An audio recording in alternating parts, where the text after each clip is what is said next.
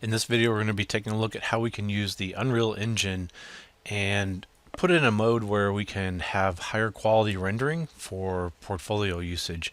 So we're not worried about performance, but we're trying to get a really nice look out of this so we can get high quality rendering capabilities for portfolio pieces. The first thing I want to draw to your attention is the use of an infinity wall.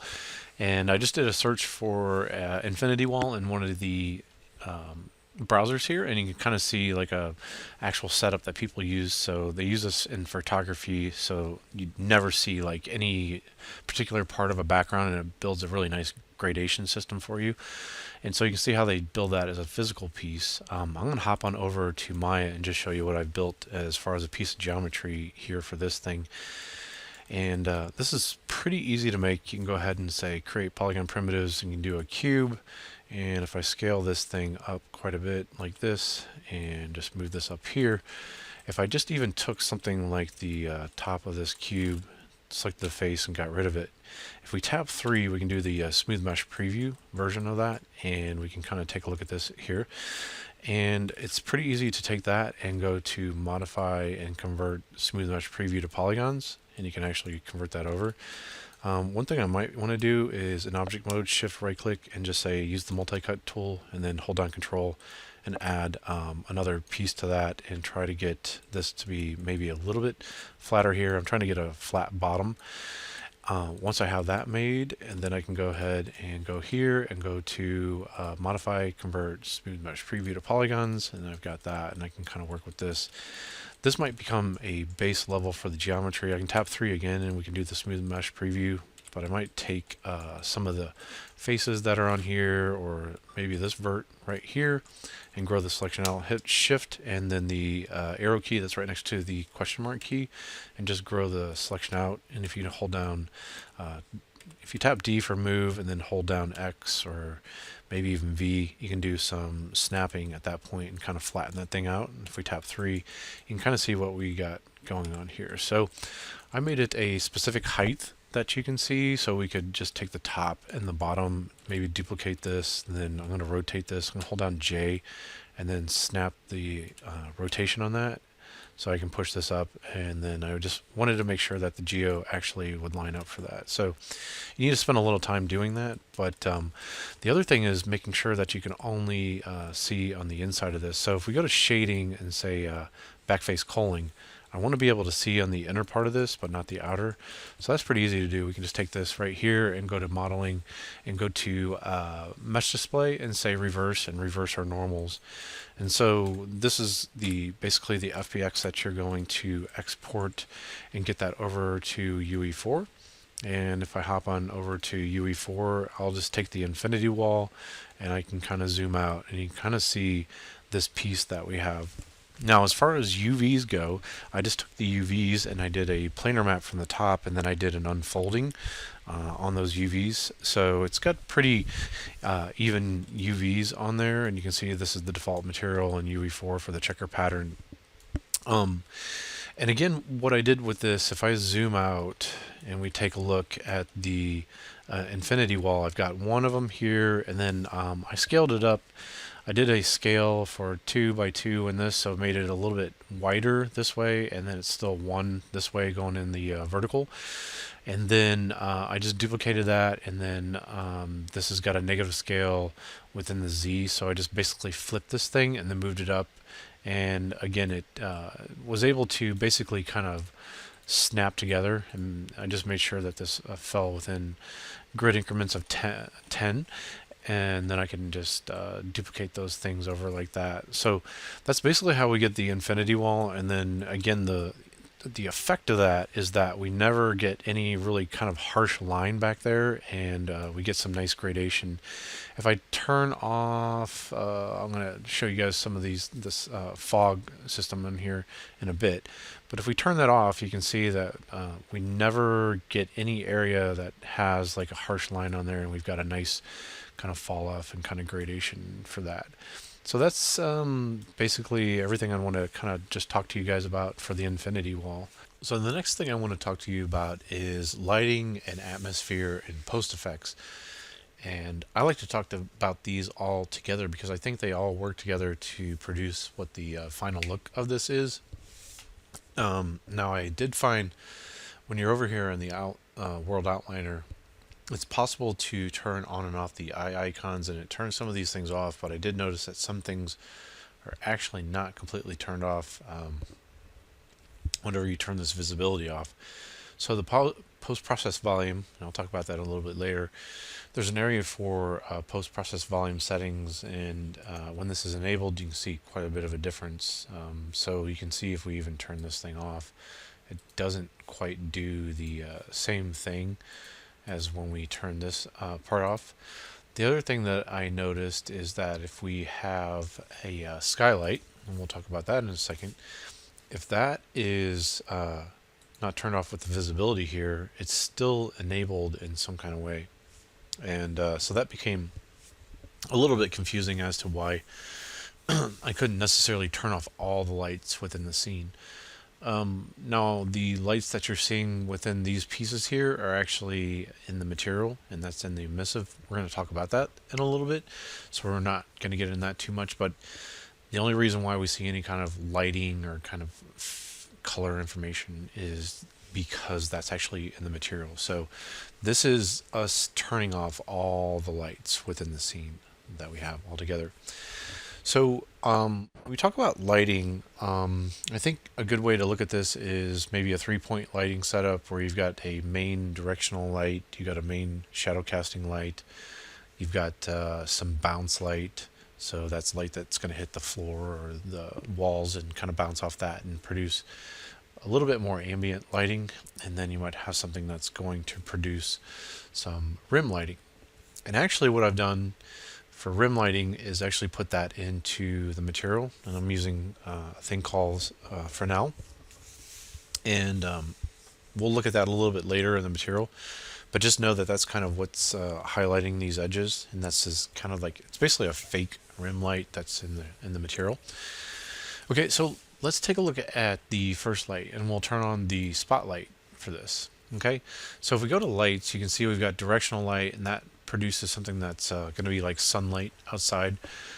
We've got point lights, and that's just going to be like, if you think about a light bulb that didn't have a top or a bottom to it, and it was just a sphere, that's kind of basically what that point light is. And then we've got a spotlight, which is something like if you think about the circus or some kind of show or something like that where they're shining down a light on an actor on the stage, then you might have something like that, and they got a little icon for that for barn doors and things like that. They also have this rectangular light, and that simulates something like a artificial light that is more of an kind of a square kind of format.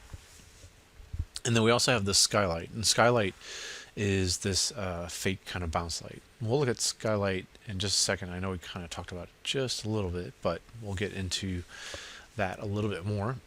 So spotlight, if we tap G, and we can see some of the different pieces that I've got here for this. If we tap that for the spotlight, we can tap the space bar, and we can cycle through moving, and we can cycle through rotating like this, and also scaling like that. So one thing that I thought was a little bit odd about this spotlight is if we rotate the light, you can see we can kind of rotate the cone and everything else that's going on with this, but it doesn't actually change anything about the shadow information down there. What that actually comes from is actually changing the position of the light. So if we can move this thing forward or backwards, that's going to be the thing that actually controls the position of the light. And then that together with the rotation, you're going to get the final look for this thing.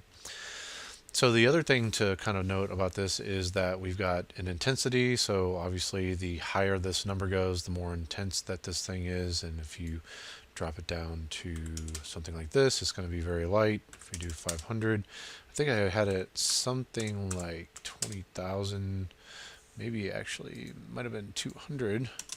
Yep, around 200,000 for that. So that's a pretty high number for this. we do have this inner cone angle and we've got an outer cone angle. So if I drop this down to something like 10, you can see there's the inner cone, and that's the brightest point that we have here. And the outer cone is going to be from this brightest point to out here. This is going to be the fall off. So if we did something for outer cone and we did something like 10 on that, you can see we're set to 10 and 10. If I do 20, it's going to kind of go out there. But if it's set to 10 and 10, the same angle as this inner cone, you can see how it produces this like super hard crisp edge. So if I do something like 11, you can see we're starting to get fall off. If I do 12, it's starting to get even softer. 15, then 20, then 30, something like that, right? So depending on what that look is that you're kind of trying to build for that. So if I do 40, that's pretty big. Maybe you might want to establish for the inner cone, like this is the area that I'm really trying to light with this thing. So if we do 20 like this, and then the outer part, I've got this set to 40, maybe go 50 or so, depending on what that effect is that you're kind of going for. That's the numbers that you're going to want to play around with for that.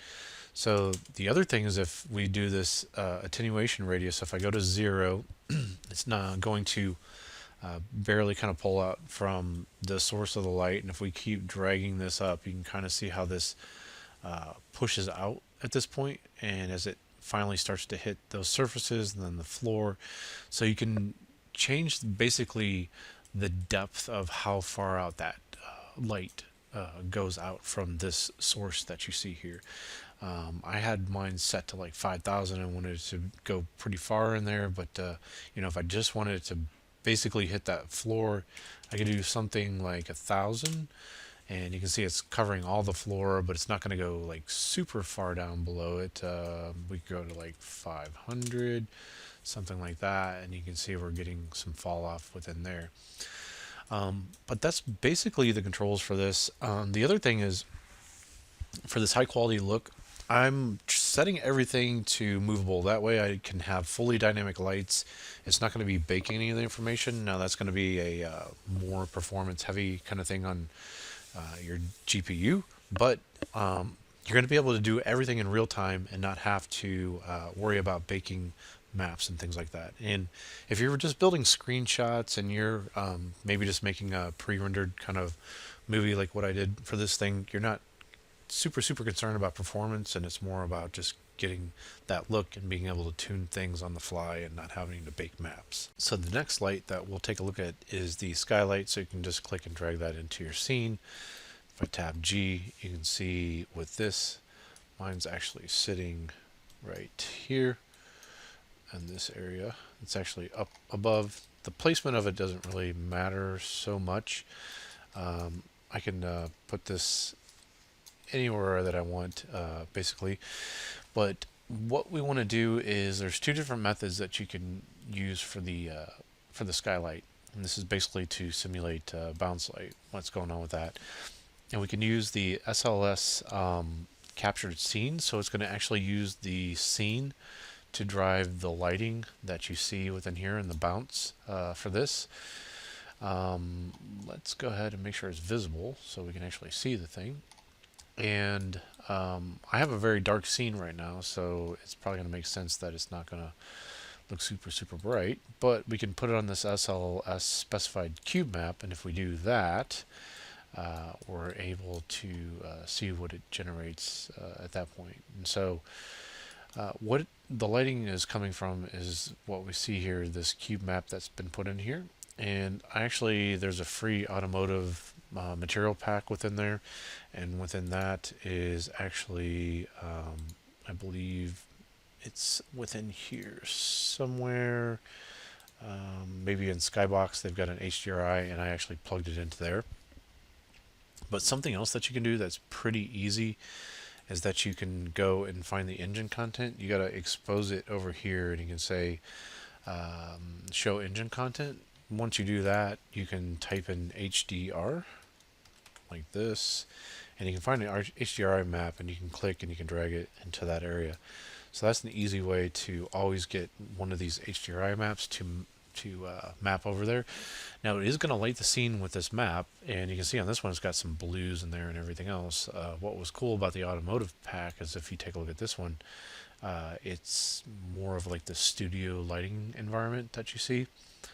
And what we've got here for the intensity, so if we drop this down to 0, we're going to have basically just the component that we had with the spotlight. Now if I tap G, I can hide the icons and stuff like that. Now as we start to raise this thing up and do 0.25, um, 0.01, let's go very small numbers, 0.025, something like that, and we'll do 0.04. You can see we're starting to raise the ambient light that's actually in the scene. So if I do 0.08, somewhere in there, 0.1, let's do 0.25, something in there, maybe 0.3. Now we're starting to be able to see everything that we've got going on here. Now it is taking the lighting component and brightening it up quite a bit, so we're losing some of the shadow information that we had from what was going on with the spotlight. But if we get on the back side, we're able to see some of that a little bit better.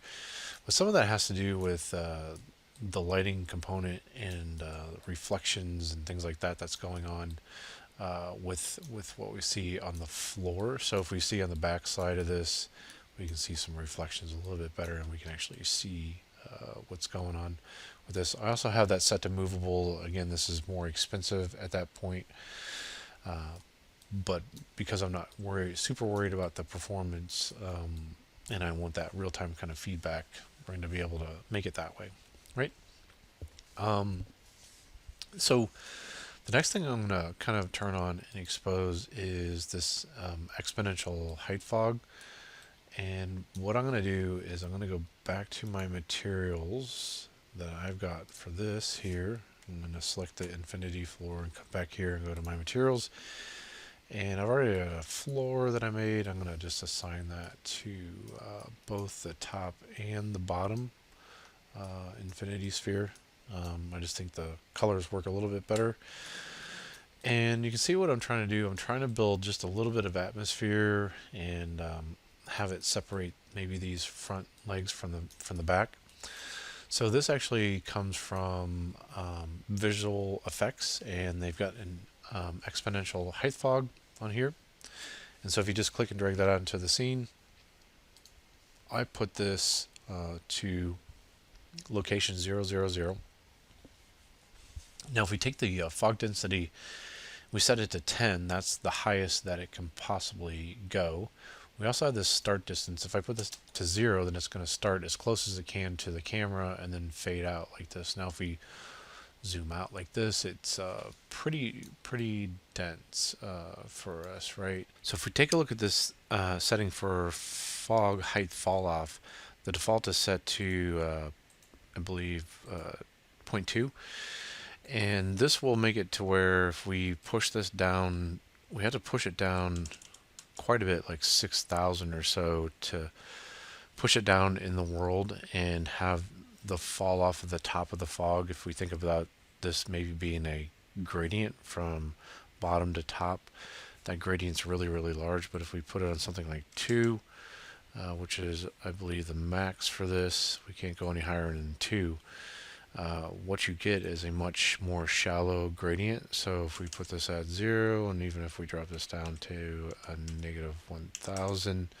like this, you can see the range is a lot smaller for that. So I usually put that at about 2, and you can put this at 0 for that, for the position.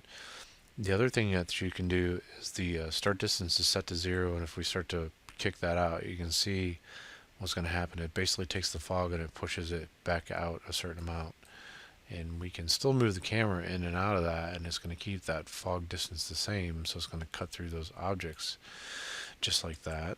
But like, let's say we've got a much closer view and we get this a little bit closer, we probably want these to be more in focus, and then dropping these things back in the back just a little bit.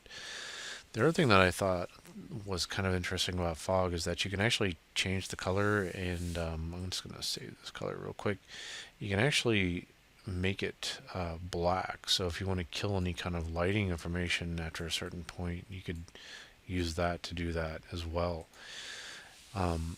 I think that's really about it. It's not super complicated about what's maybe going on with the fog information on that. So I'd like to talk to you about planar reflections. So that's a pretty easy one to click and drag out within here. And if I go to the planar reflections that you see here, I have it hidden, have this preview plane hidden. You can control the size of this thing. So I just enabled this to make sure all values are going to be changed at the same time. And if we do 0.1, you can see we've got something like that. If we do 1, it pushes out pretty far. So if we do 0.5, something like that. The reason I disabled it is just because of this flickering that you got. It's called Z fighting, and this plane sits directly on top of the floor plane, so that's why it's kind of bugging out like that. But I want it to sit right at the 0, 0 mark like this, so I could push it down further, but I'll leave it there, and I can just turn off this show preview plane, and that's just going to give us really nice reflections on a flat surface like this for our floor, and so that works pretty good. And I think it's a nice and easy option to kind of go ahead and just add that. If I tab G, you can kind of see the results of that for this. Also in the same area, in the visual effects area, is our sphere reflection capture actor. So we can click and drag that out. And if I tab G, you can see that we've got an icon for that. And it just sits right here. I just put it at 0, 0, set to 100 just to kind of lift it up. But we could push this thing a little bit forward or so. It's up to you where you want to put it. This influence radius is set, I believe, pretty high, 3000. I was putting this down to 500 just so you can see the radius. It's a pretty large radius, but it's supposed to capture that area and help generate reflections for the materials, and so the materials can use that as reflections, right? And so you can do this captured scene, or you can do a specified cube map. And if we did that, we've already kind of talked about how we can go get the engine content, and we could type in HDR for that, and then maybe click and then drag that within there. Now you can see changing that map out changed the way that the reflections looked quite a bit. So it's quite a bit brighter because the scene is quite a bit brighter, but if we're telling it to just capture the scene that I have is a bit darker, so that's why all the reflections are a bit darker, right? So hopefully that makes sense to you. But if we did this, if we changed the brightness, we could put that down to like something like 0. I was trying to see if we could crank that up a bit higher. Doesn't really look like it is changing things too much, but we might have to go to build and say build reflection captures, and looks like that builds pretty darn quick. If we've got this on here, you can see that the brightness definitely changes quite a bit, and even if we do something like 5 or so, that's going to be huge. So it almost acts almost as a light source at that point, but it's really everything that's kind of pushing into the reflective component for that. I'm going to put it back to the captured scene, and let's put it back to the default of 1 for what that is, and we can turn on and off visibility for that. So the last one we want to talk about is the post-process volume that we have here. And this comes from the same area that we've got over here. Just click and drag it out. And if I tap G, we can take a look at this volume that we have here, and you can see what I've done for the size of the post-process volume. Just made it a little bit larger, 1.5, and just raised it up so it's at 100. I'm going to step through some of these options that I use, but before I do that, I'm just going to go to the post-process volume settings, and you can see that we have it enabled, and this is what it looks like before and then after, and the changes that we've made. And then we've got this infinite extend unbound. So we see this volume that you see here. It's possible to have multiple post-process volumes within the same scene, and if you move your camera from one to the other, you can do this blend radius. So basically how far is that radius that it blends from this volume to this volume to this volume. But you can have different visual effects for the camera as it goes through each one of these volumes, and it's pretty cool. So let's just say you're in a game environment, and in one room you have one effect, and it's going to be a nice cool color, and it's kind of a colder, dark, moody kind of thing. And then the next room, it's fire and it's more warm and stuff like that. So you can do some really cool things with post-process volume like that. But since we're just doing stuff for portfolio, we just need one, and that's why we can set it to this infinite extend unbound. So it just basically continues on forever. And so that's basically how to get the volume kind of set up. Now let's start stepping through some of the different options for this.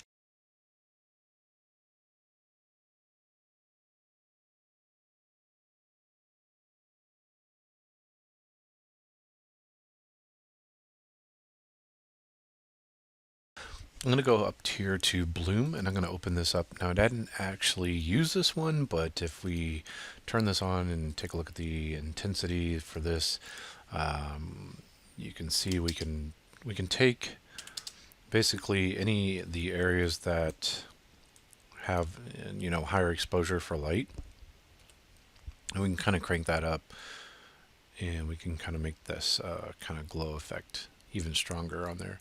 So you might want to kind of play around with that and try that out too. The default for this for the threshold is -1, but you could drag this maybe up higher, and then make this even larger number for this. So depending on what that effect is that you're kind of going for there, you might want to mess around with Bloom. I didn't end up using it. You've also got some stuff for exposure, where you could do min-max brightness, and you could basically kill the auto exposure or the eye adaptation. So if you did a min brightness of 1, max brightness of 1, you could kill that within that area. Chromatic aberration, if we take a look here, if I make this a really high number, you can kind of see what's going on here, and it makes a red and a blue component to this and kind of shifts it. You also have this start offset, so if we drag out, it kind of moves from the center and then bubbles out a bit. So it's kind of a odd kind of feeling, but I was just putting this to 0 and having this set to 0.75, just a slight effect for that. Dirt mask, if you take a look at this and take the intensity and put it at something like 5,000, you can kind of see what's going on here. I had to go within here and then just click and then type in dirt, and you can find this mask and then import that into there. You can also change the tint of this thing. So let's just say if we wanted to make it red or something like that, we could do that as well.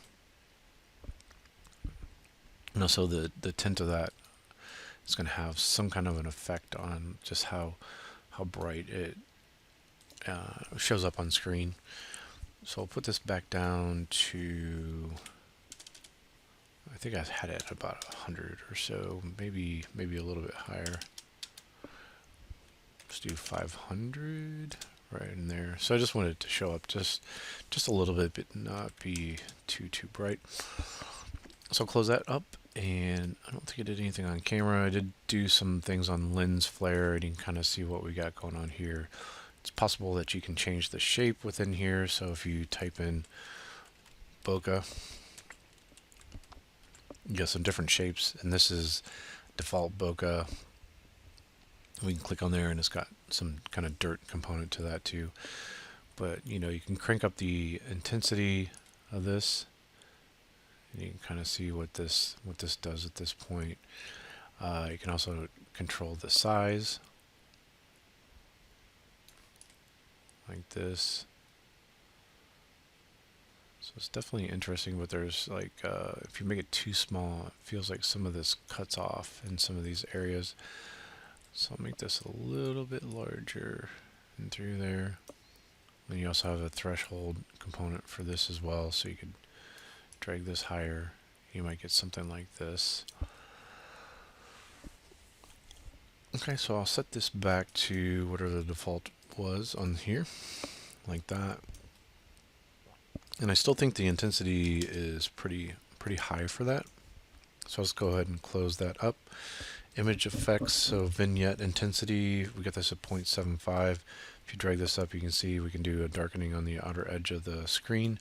We also have grain jitter, but I have that set to 0, but this grain intensity is producing this kind of overall noise that you see within there. Depth of field, I'm handling that mainly through the sequencer that we'll talk about a little bit later, but you could definitely turn on depth of field like this, and you could control the distance for that blur. Let's see if I can get a number right within here.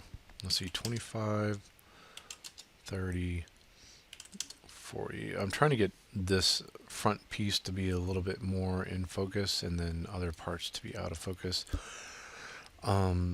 So we also have things like the depth blur radius, and we can kind of play around with that. Let's just see if this highest this number can go is 40. And if we drop these back down,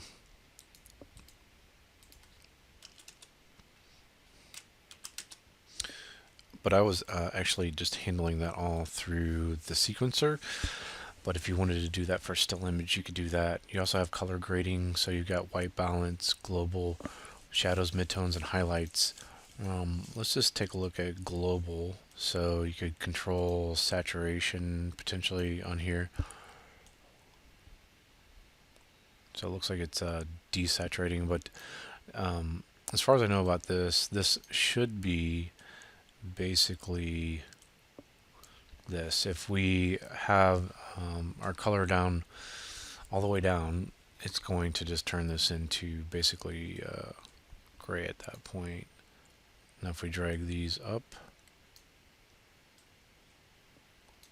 we can overdrive the saturation of that, and that's kind of definitely interesting, kind of cool.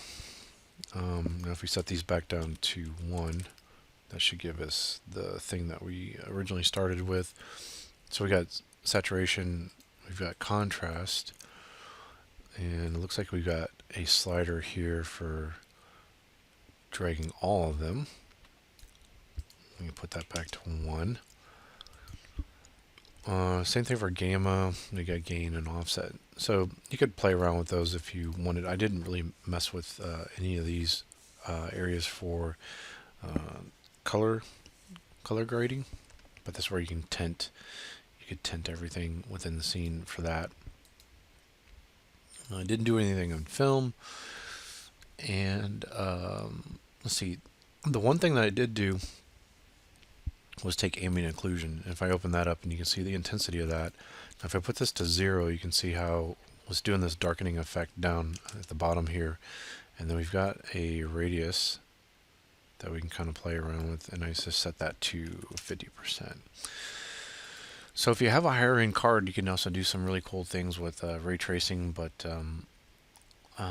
not getting into that through this one, but just kind of know that this is got some options for that for ray tracing. So that would be the next step if you had better cards to kind of start pushing things in that way, and have better reflections and things like that, better shadows, and you just need a higher end card to do that.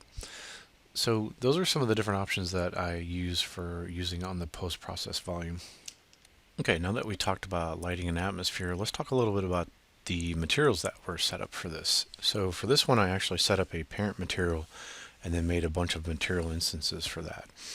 So the cool thing about material instances is that after you have a parent material set up, you set up all these different parameters where you want to change values on things, and you can interactively change what those values are. So like if I wanted to push this to a bluish kind of tint within the glow for this, you can see how it's starting to glow there. If I wanted to push it to a green, we could have it glow kind of green. And you can see all those updates on the fly for that. So that's a really cool option to be able to have for that. But in order to do that functionality, you need to set up a parent material that has everything that the material instances need. Once you got a parent material, you can just right click on it and say create material instance. But let's take a look at the parent material that was created for this. One thing that I was able to do is just put a what is called a base color. So if you hold down 1 and tap, or 2 tap, 3 tap, you get either just a single value, 2 different values. On this, you get 3 different values. So if I hold down 3 and then click, I can drag out the out of this into the base color.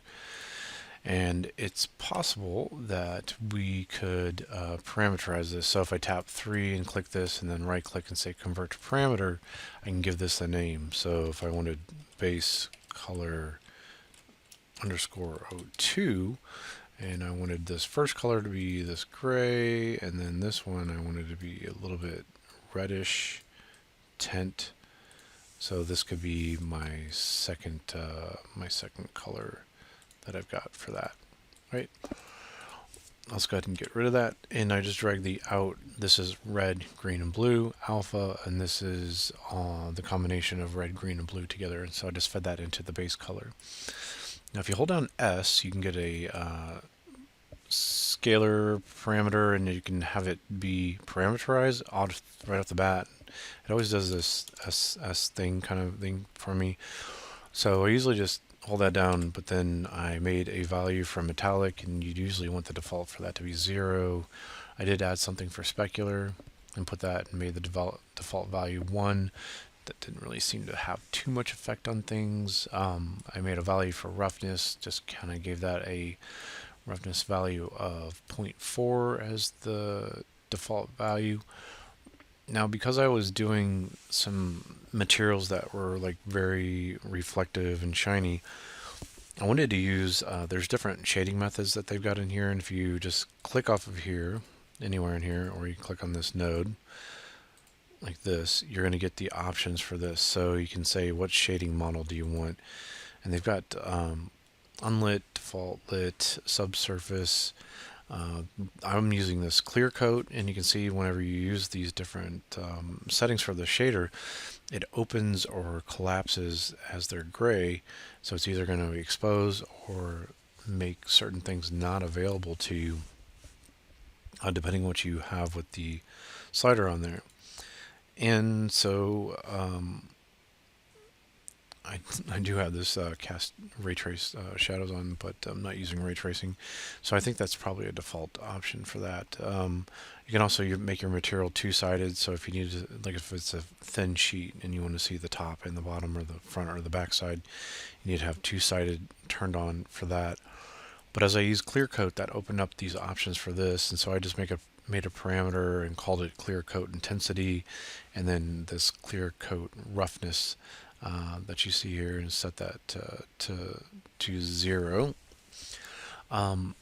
At one point I was using subsurface scattering, and I just had this on subsurface like this, and you can see it opened up the subsurface color and then the opacity channel. The opacity is actually how far out does it bleed for the subsurface on there. I'll put this back to clear coat like this. But I was also doing this thing where I was doing a fake emissive, and I was doing that with Fresnel to get a fake rim light on there. So the setup for that is you have to find a Fresnel node, so you can just right click and start typing these things in. So if you get a Fresnel node, you got this exponent in, and you have this base reflection fraction. So this controls, this exponent in controls like how far out does this thing go as far as like the shading towards or away from the camera. And that's what builds up this Fresnel effect that you see here. So you can see a default value is of 10 is pretty wide for this, and this base reflection fraction can take this distance that you have here and make it more hard edge or make it a bit more soft. And you usually want like super low numbers for that. And then you need to plug in the normal, a pixel normal world space. And then I always have trouble finding that. Let's see if we type in normal. Most of the time I have to do pixel. I'll just do normal and then find this pixel normal world space like this, and that's how to find that node. I just always seem to have trouble finding that one for some reason. So this basically builds a black and white mask for you. If I right click on here and say start previewing node, we should be able to see this black and white component that you have here, and basically taking that mask and multiplying it over what I'm calling the Fresnel color. I'm just going to right click and say stop previewing node, and if I right click and say start previewing node for just that part, everything should be black except for the red that I multiplied this by on here. The other thing is with this is that you can overdrive values. So I made it red, but then you can see the value is set to 20. So we overdrove that value quite a bit. And there's nothing wrong with being able to overdrive some of the values that you have within some of the different shader components on here. So I'm going to stop previewing this. So I fed this over, and if I fed this directly into the emissive color, that would work. But then I would only get emissive on the outer part and get that fake rim light. Now if I wanted additional control, what I did was make this over here where I've got this emissive overall, and so I'm using an add node, and multiply will darken things, add will add light to things. So if I add black to something, it's not going to add any color or light information to it, but as we raise this color up, it's going to make it more intense. So I'm running it through there, through this add node, and plugging it into emissive color. Now the other control that I wanted to do, maybe this wasn't the best thing, but I did this all in this one parent material. I wanted the ability for this overall emissive to be able to pulse for some of the lights that I have on here, and you can kind of see that kind of pulsing on here. You can see it kind of happening on these lights on here. So this is where I built this additional control and called it light pulse. And so we had a time node, and again, you can just right click on here and you can type most of these things and find just about everything. The only one that I really had trouble with is this pixel normal world space, trying to find that. Now I did find a switch node, and then it's got a true component and it's got a false component, and it's got a value. So you can do a Boolean, and you can do a static Boolean, or you can do a static Boolean parameter. I wanted to parameterize this because I wanted to be able to turn that on and off in the material instance. So you can build that here, and you can see basically what I'm doing. I'm telling it if it's true, then take this time and multiply it by this what I called time pulse. So that's just a, if you hold down S again and just make this parameter, I called it time pulse. And if it's set to 1, it's going to give you the same exact just time like as default time. If we put it at 0.5, it kind of lessens it. So there's some control within there. This is giving us the ability to control time. And so we multiply that and then feed that into a sine wave, and then I'm plugging that into true. And so if this is set to true, it's going to run this and run it through. And if it's false, it's just going to make this black within there and basically kind of kill that. Okay. And the other thing is, if we have like a group of things like this and you want to make a comment for it, just select them and just tap C, and then you can add a comment like this, and it makes a new balloon or area that you can click and drag and easily kind of move around. So I'll just get rid of those, get rid of that. So I just copied this whole thing after I had Fresnel and just called this SSS for Fresnel. So it gave me the ability to not just have subsurface scattering across the whole entire surface, but then to be able to make subsurface less in the center and then more opaque in the outer part. And I plugged that in, but eventually I kind of gave that up and would rather have gone with the clear coat material for that. So that's basically the parent material. And I'm not going to save the changes to that. After that's made, you can just right click and say create material instance, and that's where these different instances were made. This one I changed the name to m_floor, and you can see that with the values that I have, you're going to have to go ahead and turn these parts on to expose certain things. So by default, everything's grayed out, and you have to check the parts that you want to have within there.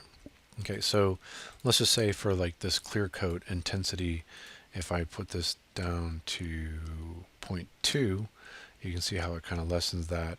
And then this clear coat roughness, if I put that to 1, it's really kind of getting rid of some of the roughness that you got on there. But if I put that back to 1, then we got this. And I could take the roughness value and keep dragging it down until we get to some point that we're kind of happy with the values on that. So I'll just leave that default to 1 and 0. But you can see how we made parameters for each one of those things if you remember back in the parent material. So let me push this over here, and hopefully you can kind of see how those different things line up, right? So we got metallic, and then metallic shows up over here, and you got roughness shows up over here like this. And then we've got these different vector parameter values, and so we got base color 1, that's this one here, emissive color 1, which was this right here. We also have emissive color 2, this one here, and we have Fresnel color, and that's this one right here, and we have SSS color, and that was being plugged into the SS right there. So you can see how parameterizing those things exposes those different values that you have, and it lets you do a wide variety of materials. So I did this more kind of green looking material that's more metallic, and then did a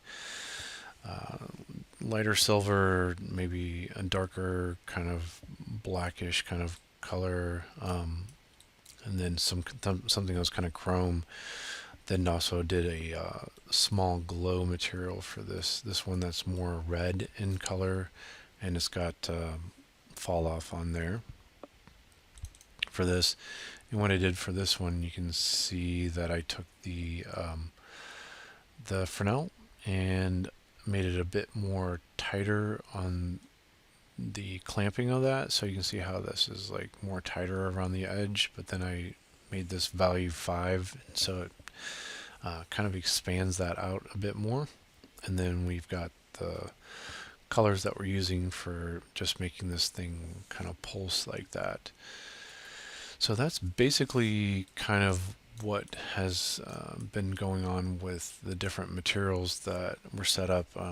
You can get a lot deeper into the materials than what I've done, but I think this should be enough to get you started and get you thinking about some things that you could do with the materials that would be kind of fun and kind of interesting. So in this part, we're going to talk about the blueprints that were put into the world. So each one of these pair of legs is actually just a blueprint, and if I just simulate this, you can see what I've got going on here. I just wanted 2 legs, and I wanted them to rotate around, and I wanted to have lights on the outside of this right here. And I also built these little tiny spheres and assigned materials to them for these pulsating kind of red parts. Let's take a look at how we got that started. So we had just the leg that I imported in from Maya, and you can see the different parts, and within Maya, each one of these pieces I highlight. As I highlight this, you can see these are different materials that were assigned inside of Maya, and then I'm able to fill those different materials here in UE4, right? So this is the base of what the leg looked like, and I just filled those materials in there. To build the blueprint, I can just right click on here and then just say blueprint class, and then choose actor, and that's the one that I was using for that. Once that was made, if I double click on this, you can see this is kind of where it takes you to the event graph, and it should have this event begin play. It might have this event tick, and I'll talk to you in just a second about what was added here for the rotation for this. But the first thing, I'm going to click on over to viewport, and if I take the leg here, we got this right leg. First I made the left leg. So you can drag components in. You can also add them within here. So there's a lot of different things that you could add within here, spheres and planes and cameras, things like that. But then you can also just take components from here and drag them in, and then that becomes like a new piece that you could work with. So I was going to go ahead and get rid of that. So that's how I drug the first leg in, and you can still do all the different things where you can scale them, things like that. So I gave this leg a negative scale, and then offset it with the location over 30. This one was set to positive 30. This one was a negative 30 with a negative scale, and everything's set to movable on here. After one was set up, I've got this little tiny sphere light on here on the back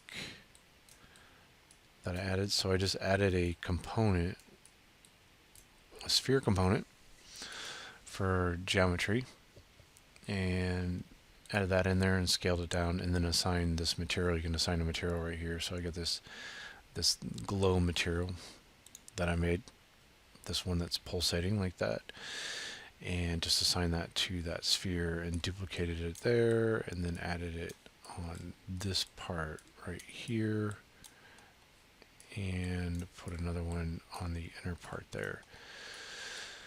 So after that was all set up, I just duplicated this thing over. I did add a point light to this, so that's another component that you can add. You can add lights within here, and that's pretty cool. For performance though, I made sure to turn off cast shadows, so I don't want it casting any shadows. I gave it a small radius for how far out it goes, this attenuation radius, and the intensity is set to 500, and changed the light color to like this orangish kind of color like that. So that's everything about the setup as far as like pulling this thing in, giving it a negative scale. So that'll give you the legs that you have. It's kind of cool and interesting that if you change any of the values, this is actually live within the scene. So you can see I've got 3 different copies out there, and if I change that value in one of them, it's going to change it in all the different ones. So if I click and drag this out like that, you can see it's going to change each one of the legs like that. So I definitely think that's a very cool feature that works with the blueprints like that. If I go over to event graph, so this thing that I wanted to do was basically make this thing just rotate in place. So I took the event tick, and I had to look this up, and someone else gave a good example of this. You can find, if you right click on here, you can say make rotator like this, and you can find it and then click on it, and that'll make this node structure that you have here. What you see here is a multiplication with a, let's see if we pull this off and do multiply, and we can do a multiply scalar rotator like this. Sometimes dragging off and then typing in what you want to do can help you find the different nodes that you're looking for. Now, I'm not super skilled at blueprinting, and there's all kinds of series on that, but this is going to give you like the node setups that you need for this. And then we're doing an add actor local rotation. So you can type in a few different things, local rotation like that, and you could add actor local rotation to find these things, and you're just going to plug these components in. The target is self because we're rotating the entire thing, and that would be the self part. Now if you wanted to rotate just maybe the right leg or the left leg, you could drag those components out like this and then plug that into the target. Sometimes have had very difficult times actually connecting some of the things that I'm hoping for that. Again, that gets a bit deeper into the actual blueprinting part, but I'm just trying to show you what I actually made for this. So it is possible that you can drag off from these, and then you can say promote to value, and then you can give this a name. So this would be like, I could call this X roll like that. And if you compile it, you can actually, after you compile it, you can click on this and give this an actual value, like let's say 50 or something like that. So that's what was done here with this rotation speed, and the default for that is set to 10. The other thing that's kind of cool about this is if you take these values and you turn on this little eyeball icon right here and you say expose on spawn and instance editable, you can, once it's placed into the world, let me show you this. That blueprint was placed into the world, and I placed it in here 3 different times and just rotated them like 120 degrees. But each instance, because we turned on those options that I just showed you about, you can actually set the rotation speed. So this one's set to -5, this one's set to 10, and this one's set to 5. So so it's actually pretty cool that you can change those values that you have within there on that. So if I went back to the blueprint, if I select this and hit Control B to go find that in the content browser, if I double click on this and say simulate, you can see if we hop on over to viewport, we can kind of test this thing out. And because we have the legs and everything's parented in hierarchy underneath the point light and those other spheres, they follow along with the legs. And everything's rotating because we're rotating, remember, self, this blueprint, what I call it, BP underscore robot leg version 001. It's rotating everything in that entire group. So again, I think it's pretty interesting stuff. Now if I actually play this on here, I know we haven't really talked about the sequencer yet, and that's the camera components and the movement for that, but you can see it's got all the different pieces for this, and these legs are actually moving at different rates and different directions based off of that one value that we put in there for rotation. So I'm going to hit escape for this, and so that kind of shows you everything that was set up for the blueprint. So the last thing that we're going to be taking a look at is the use of a sequencer, and if we play this, you can see how we've got a pre-set up kind of camera that moves through the scene. We've got our blueprint playing, so the legs kind of spin around, and then the camera does a very simple thing where it kind of just moves in and out of space and maybe does a little bit of rotation on there at the same time, and this gives us a very predictable and good kind of camera movement, stuff like that. So this is a really good way to show off your work that you have, but especially if you have environments, if you want to take a camera and just kind of fly it through the environment, you can do that. But people are using sequencer, they're pushing it to make full-on movies within UE4. So it's a very powerful system, and you can definitely do a super deep dive within that, and I'll try to give a link to official Epic training material for that within here, so you can take a look at that at your own leisure and try to learn as much as you possibly can about sequencer. But I'm just going to kind of show you some of the things that I set up through this. So if you want to add a sequence to things, you can just go and say add master sequence, and that's what I was doing for the first one. The first thing that I might want to change here is this number of shots. If it's just something very simple for like portfolio usage, you might just want to put something like 1 for that. It's going to ask you where do you want to put the sequence, and it can make something for you, made cinematics, and then the sequences like right within there. So I think that's pretty standard for that, and I didn't change any of the options on here. Again, if you want to look and kind of have a lot more control over this, there's a lot of control for how things are set up. This is just how things are set up at the very beginning, but once that's created, you can see that within here it made cinematics and then the sequences and maybe these different shots that we have within here. Once you throw that, it actually exists as like an icon within the world, and the position of that doesn't really matter at all. So, you know, you could change this to be wherever you want, and you could just have it in a location that's easy to kind of find. One thing is that once I've got this in there, if I don't want this to play with a blueprint, normally you might have to have a blueprint enable this and start it. But if you have this sequencer in the world like this, you can set it to autoplay. I'm telling it to loop indefinitely. I actually slowed down the play rate of this to half the speed, so you can change the speed of the play rate for that. And then the other thing I did, I put in a cinematic mode, so I disabled movement, disabled look at input, hide the player, hide the HUD. I didn't disable any camera cuts, but you could potentially do that as well. But this should give you everything you need to just hit the play button and start playing your sequence. So when you first create it, it's going to do this. If you exit out of it and you want to come back to it, you can open up this open level sequencer.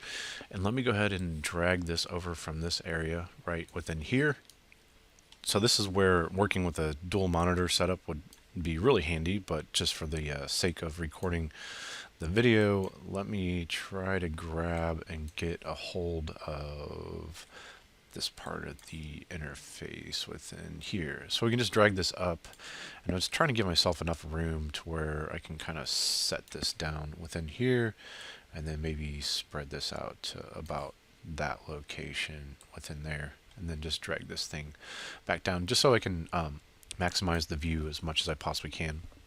And here we got our different shots, and this is where you can have multiple cameras with different movements, and you could set shot lengths, and you could do some fading in and out of that. But I just have one, so I can just double click on this, and this is going to open up the camera movement for that particular shot. Now, as I look through this, and if I zoom out, you can see that there is a camera. And if I zoom out a little bit further, here's the actual camera that you see. It's selected, and you can get a little preview window over here, and that's pretty cool to be able to see exactly what it is that you're going to be making.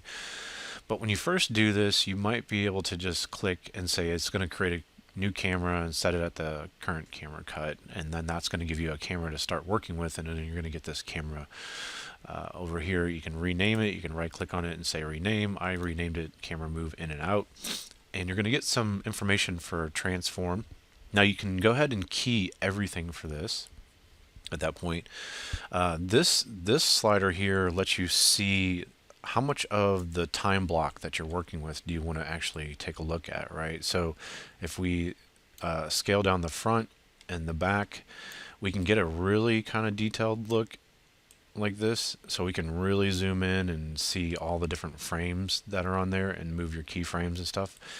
So that won't really change anything about the length that you have. So I was setting this from 0 to 600, and that's how long I wanted my shot to be. If you drag in this area, you're going to get a cursor that moves the everything through the timeline right here. So this is how you can scrub and view time like that, right? So if I push this over, if I were to put this at 0, and let's say I'm at 5 and I need to step through some frames, I go to previous like this, I can go all the way to 0 like that, and you could right click on here and you can say set the start time, and that'll set the start time for the range for like what you're working with. And then let's say I wanted to lessen this thing to right around 500, I could go right here for 500, right click on here and say set end time like that, okay? And then that would set the end time to this. So I did this for 600. Let me zoom in really close to the end, because I did have a few little issues with this. That you see, you've got this this is a start and end time here. This is this red thing that you've got here is within here you can do a loop. So you just play through once, no looping, loop playback range, loop selection range, and no looping. So I was just looping playback range, and I would drag this and make sure it's set to 600 for this, and my entire, this yellow thing is like what the actual end time for the entire playback range is going to be in that area. And you also want to make sure your shot is not shorter than your actual time range. You can actually have that go past if you wanted to. That's not going to cause any kind of problems, but I was just keeping everything to this 600 range. So again, this is more about just showing your stuff off for portfolio. But once you got your range kind of set up, then you can kind of slide through here and say, like, I'm going to take this camera that we've got, I'll select it so we can kind of take a look at it, and position it where you want it to be. You've got all your controls for translation, rotation, things like that. I do have some auto key turned on for that. So if you set a key and you update this and move it around, it's actually going to update the key for that. But it's pretty easy just to get your camera in position, and you just click this little add new key here. And then I was going, because I want this to loop, I was going to frame 600 like this right in here, and I was setting a key for that same position that I had. So at the very beginning, it's pretty easy. Set that location for everything, and then have it go past. This is what I was talking about, where I might need this to kind of go past this just a little bit. So I'm missing one, maybe a frame within here. So let's get this a little bit lower, like this. And I'm going to do this right here within there. So it's actually, this is 600. So I'm just going to leave that right there, and this is saying for this range. I did have, this is probably the area that I had the most difficulty with, is just making sure everything was set on there. You can click on a frame and right click on it and say properties, and you can see that key does sit at frame 600. So I know that this keyframe is there. If I take my cursor and move it, and this is my playback for this, I can just click on that and it'll actually go and snap to that actual frame. At that point, just right click and say set in frame for that right there, and then I'm just going to pull this back within here, and it just feels like everything is kind of snapping back. But I'll be able to set my key there for the start and the end within that range. And then I kind of went to the middle right in here, and then I pulled my camera forward like you see within here, like this, and I set that up to where I was pushing in and kind of pulling up on the camera a little bit, and then you can also do some rotation. So when you key something for transform, it's going to key the translation and the rotation. Now if you want to separate those out, you can open this up and you can set keys specifically just for location or rotation or scale. So you can do that, and then after you have keys for that, you could open these up and you can do individual, like rotation. Say you want to set a key just for the roll of the camera or the pitch or the yaw, you can set a key for that. So you can see I've set some individual keys for just the roll of the camera. So as it moves in, I'm kind of just twisting the camera just a little bit on this frame and on this frame. Now the reason you see 3 keyframes for the location on here, I wanted to hold this position for a little bit. So first I went here and set this keyframe, and then I'm able to copy these. You're able to, you can select a key and you can hold down Alt and you can click out and drag out a copy of the key. You can hit backspace to get rid of it, or you can click on the key and you can say copy, and you can go to another frame like this, and you could right click on here and say paste, and you can tell it what do you want to paste. So I'm going to paste the transform location like this. So I was able to just copy that key from this area and then paste it in a particular spot, and then that becomes a new keyframe for you to work with, and it's going to obviously hold that position for a lot longer and then start moving out like this. Okay. The other thing you have access to after you set these keyframes, you do have the ability to show the animation, the actual curves for this. So you might want to take the curve data on this and you might want to tweak it, and you might want to have a little bit more control over things this way. So I can move these things around. It's currently looks like it's snapping to value. So if I wanted to just turn that off and then have more finesse, more control over that, you could do that, and you can control the shape of the curves themselves so they're more linear, or they have ease in and ease out, stuff like that. So it's going to give you a lot of different control at that point for what are the actual keys that you're setting and what is going on with the curve data for this stuff. Okay, so then you can actually look through that particular camera there, and then if you want to look at all the different camera cuts that you're making, which I'm only going to have one, you can click on this camera view, and then you can set this to loop, and you can have it actually play within here as well. The other thing that you can do is when you look at the actual camera, there should be some information about that also for if you're gonna control like focal length and things like that. So we've got location, we've got this camera component. If you open that up, this is where you can set your focal distance, and you can see that I'm kind of playing around with that where I'm changing those values. Again, because I'm looping, I want to make sure that this, whatever I set at the very beginning, is going to be the same exact key that I got at the end, and then through there I was setting some of this focus that you can see. You can see these numbers kind of change and update. So I was trying to get maybe this to be a little bit more in focus, this out of focus, and you can kind of just play around with those numbers. I'm going to turn off the auto key so I don't change any of these values, so I can kind of show you what this looks like. But you can drag the slider and you can rack the focus, so you can make things more in focus or out of focus, and it depends on what that depth is that it's searching through the scene for the actual focus for there. So I was just kind of playing around with just a little bit of the focus on there to make it either come in or out of focus. And then you go ahead and save the work that you're doing. I'm just going to go ahead and close it up. But then because we set this thing to be on autoplay and loop, when we go ahead and play, it's going to go ahead and play this different sequence for you, right? And it's going to keep looping indefinitely.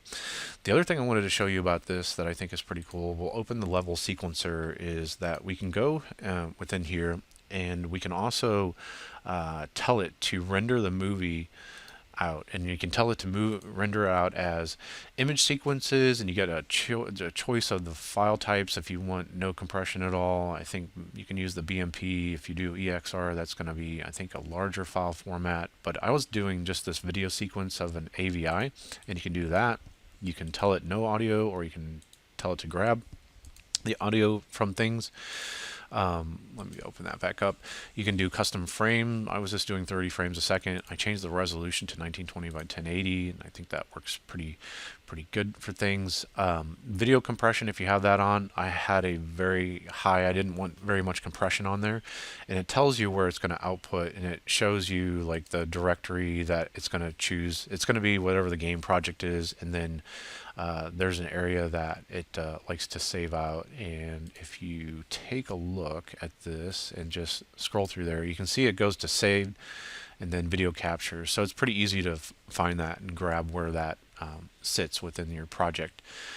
I think beyond that, I think I was just, I already did this within this area here, turning off movement and all that, but you can do that within here as well. You can also tell it to do custom frame ranges and stuff like that. And then after that, you just hit capture movie. It does a window that looks a little bit odd, and it looks like it wouldn't be capturing the entire frame, so it felt a little bit odd as it's making the movie. But after the movie's done, you can open that directory, the video files within there, and it's all the right size and everything. So don't be alarmed about that part, that it looks a little bit weird as it's capturing it. I just noticed that it looked like it was completely wrong as I was capturing it, but then as I opened up the movie, everything was fine with that. So that's going to give you all the different options that you need to set up not only a high quality look for everything, but then you're going to also be able to do some interesting things with materials. You can do a little bit with blueprinting for just maybe spinning an object around, things like that. And then also being able to set up some simple camera moves and have really nice post effects on there and get a pretty darn good look out of UE4. and get all these components moving together to show off your work in a interesting and high quality professional kind of way.